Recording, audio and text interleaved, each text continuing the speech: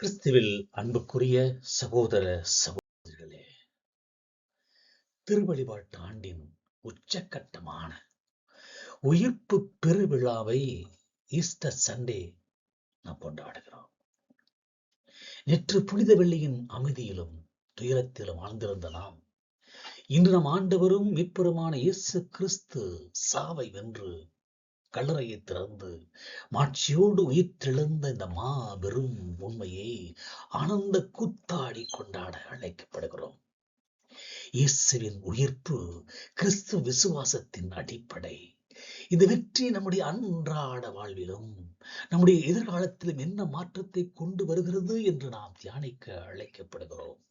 இன்று கொடுக்கப்பட இருக்கிற இறை வார்த்தைகள் மையப்படுத்தி உயிர்ப்பின் வெற்றி, இருள் நீங்கிய மொழி நாம் பெற்றுக்கொள்ள புதுப்பிக்கப்பட்ட வாழ்வு என்கிற தியான கருத்துக்களை உள்வாங்கிக் கொண்டவர்களாய் நாம் தியானிப்போம்.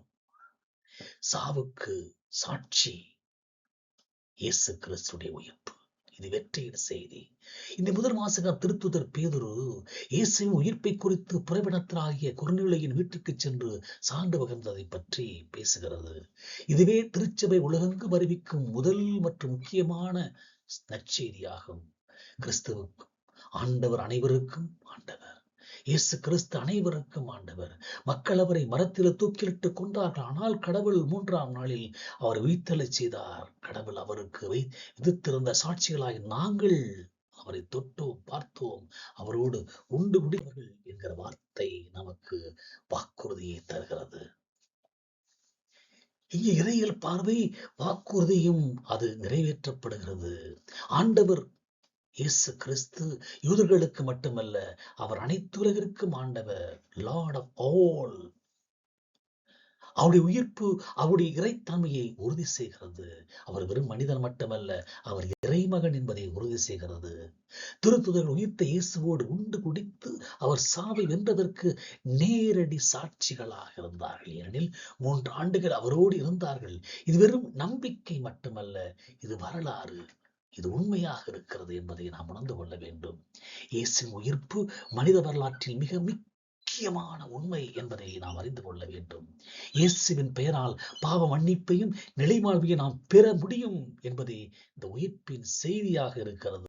உயிர்த்த ஆண்டவரோடு நாம் இணைந்து உயிர்ப்பின் மக்களாக வாழ்ந்து அச்சத்தை, பயத்தை நீக்கி நாம் மகிழ்ச்சியின் மக்களாய், துணிவின் மக்களாய் வாழ அழைக்கப்படுகிறோம். இந்த உயிர்ப்பின் வழியாக மரண அச்சம் நீக்கப்பட்டது. மனிதர்களின் மிகப்பெரிய அச்சமாக மரணம் இருந்தது. ஆனால் உயிர்ப்பின் வெற்றி சாவு இறுதியானது அல்ல என்று அது அறிவிக்கிறது. சாக துணிந்தவர்களுக்கு தூக்க மேடையும் பஞ்சமத்தை என்று அவர்கள் வீரவசனம் பேசினாலும் மரணம் ஒரு கொடிய பயத்தை கொடுத்தது. அந்த பயத்தை இயேசுடைய உயிர்ப்பு மீண்டுமாக போக்குவதை நாம் பார்க்கிறோம். போர்கள், நோய்கள், இயற்கை சீரழிவுகள் போன்றவற்றால் மக்கள் அச்சத்திலும் கவலையில் இருக்கும்போது உயிர்த்தெழுந்த கிறிஸ்துவின் செய்தி மகிழ்ச்சியையும் ஆறுதலையும் நமக்கு கொடுக்கிறது. நாமும் கிறிஸ்துவை நம்புவதால் மரணம் என்பது நமக்கு முடிவில்லாத வாழ்வின் நுழைவாயில் என்பதை உணர்ந்து அச்சமின்றி வாழ அழைக்கப்படுகிறோம். விண்ணகமே நம்முடைய தாய் நாடு என்கிற மன உறுதியை பெற்றுக்கொள்ள அழைக்கப்படுகிறோம்.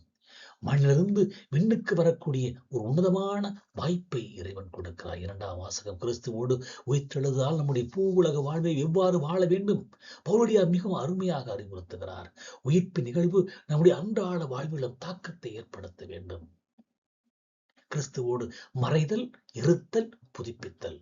நாம் திருமுழுக்கின் மூலம் கிறிஸ்துவோடு இருந்தோமானால் பாவ வாழ்வுக்கு, அதாவது இப்போது கிறிஸ்துவோடு உயிர்ப்பிக்கப்பட்டதால் நம்முடைய பழைய பாவ வாழ்வின் அடையாளங்கள், சினம், சீற்றம், பழிச்சொல், வீண் பேச்சு அனைத்தையும் நாம் களைந்து விட வேண்டும். நாம் இறைவனோடு இறந்து புதுப்பிக்கப்படுகிறோம். கிறிஸ்துவில் பிரியமானவர்களே, அதான் இறத்தல், புதுப்பித்தல் என்று நாம் பேசுகிறோம். பாவ வாழ்விலிருந்து மாறி இறைவனுடைய பொது வாழ்வுக்கு, மகிமையின் வாழ்வுக்கு வாழ நாம் அழைக்கப்படுகிறோம். நம்முடைய உண்மையான வாழ்வு கிறிஸ்துவோடு கடவுளிடம் மறைந்திருக்கிறது. கிறிஸ்துவோடு கடவுளிடம் மறைந்திருக்கிறது. இந்த உலகில் நாம் வாழும்போது நம்முடைய மனம் விண்ணகத்தின் விழுமியங்களையும் நீதியையும் நாட வேண்டும். விண்ணகத்தினுடைய விழுமியங்களையும் நீதியையும் நாடுகின்ற போது நாம் விண்ணகத்தின் மக்களாய் இருப்போம். புதுப்பிக்கப்பட்ட மக்களாய் நாம் இருப்போம். 40 நாட்கள் நாம் கடைபிடித்த ஜெபம், உண்ணா நோன்பு மற்றும் தர்மம் ஆகியவை கிறிஸ்துவோடு உயிர்ப்பிக்கப்பட்ட நம்முடைய இந்த புதிய வாழ்வுக்கான ஒரு ஆயத்தம். அப்படி ஆயத்தப்படுத்தியிருந்தால் இந்த உயிர்ப்பு மாபெரும் மகிழ்ச்சி, வெற்றியை நமக்கு வார்த்தைகளால் சொல்ல முடியாத வெற்றியின் உச்சத்தை நமக்கு தரும். அதாவது பாவ வாழ்க்கையிலிருந்து, துன்பத்திலிருந்து, வேதனையிலிருந்து, மரணத்தின் பயத்திலிருந்து.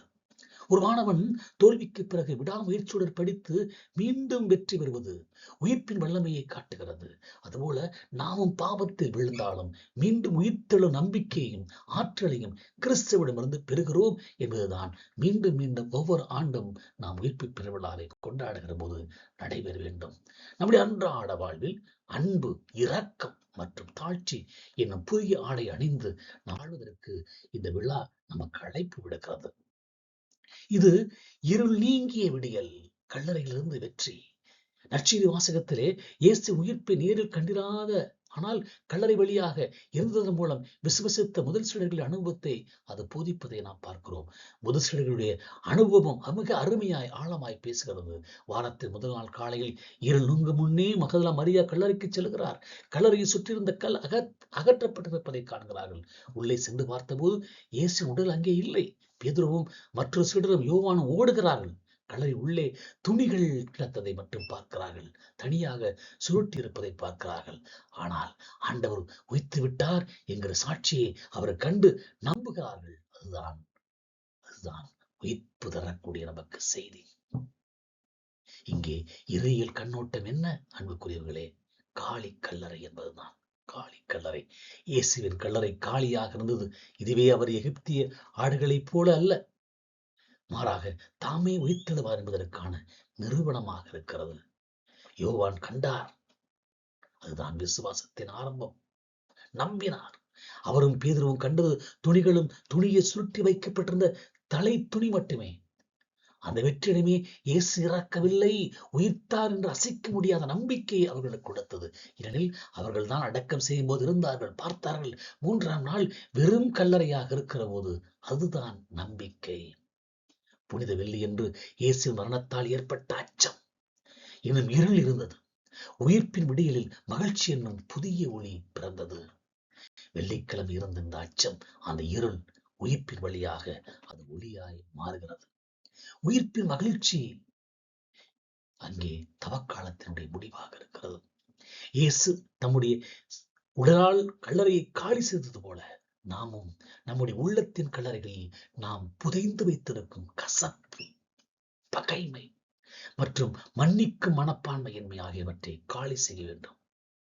நம் உடலால் கல்லறையை காலி செய்தார் ஆண்டவர். அதுபோல நாமும் நம்முடைய உள்ளத்தால் கசப்பு, பகைமை, மன்னிக்கும் மனப்பான்மை இன்மை இவைகளை எல்லாம் காலி செய்ய வேண்டும். ஒரு குடும்பத்தில் ஆண்டாண்டு காலமாய் பேசாமல் இருந்த உறவினர்கள் கிறிஸ்துவின் உயிர்ப்பின் வல்லமையால் அமைதியாகி சமாதானமாகி அன்பின் புதிய வாழ்வை தொடங்குவது உயிர்ப்பின் வெற்றியை காட்டுகிறது. அவரை போல் நீ உயிர்த்தெழு என்பதே உயிர்ப்பின் செய்தி. நாம் இன்னும் இருளிலே முடங்கி கிடக்கிறோமா? இருள் என்கிற கலைக்குள்ளே, பாவம் என்கிற கல்லறைக்குள்ளே முடங்கி கிடக்கிறோமா? உயிர்த்தெழுவோம். உறவுகள் உடைந்து கிடக்கிற உறவுகள் ஒன்றுபட இந்த உயிர்ப்பு பெருவிழா வழிவகுக்கட்டும். இறுதியாக அன்புக்குரியவர்களே, உயிர்ப்பு பெருவிழா நம்முடைய வாழ்வை மீண்டும் உறுதிப்படுத்துகிறது. கிறிஸ்து உயிர்த்தெழுந்தார், அல்லேலூயா என்று அனைவருக்கும் உயிர்ப்பு பெருவிழா வாழ்த்துக்களை தெரிவிக்கிற வேளையிலே திருத்தூதர் பேதுருவைப் போல நாமும் அச்சமின்றி இயேசுவின் உயிர்ப்பின் மாபெரும் வெற்றி செய்தியை அனைவருக்கும் அறிவிப்போம். பவுலின் அறிவுரைப்படி நாம் கிறிஸ்துவோடு உயிர் பெற்றவர்களாதலால் மண்ணுக்குரியவற்றை நாடாமல் அன்பு, நீதி மற்றும் அமைதி என்னும் விண்ணகத்துக்குரியவற்றை நாடுவோம். யோவானைப் போல நம்முடைய வாழ்வில் உள்ள அச்சத்தையும் இருளையும் விளக்கி வெற்றிடமான கல்லறையில் இருந்து நாம் வெளியே வருவோம். இயேசு கிறிஸ்து உயிர்த்து விட்டார், அல்லேலூயா. அவரைப் போல நாமும் உயிர்ப்பின் மக்களாய், மகிமைய மக்களாய், மாட்சி மக்களாய் இதோ இந்த படத்தை பாருங்கள், அப்படி ஆர்ப்பரித்து வாழ்வோம். ஆண்டவர் நம்மோடு இருக்கட்டும்.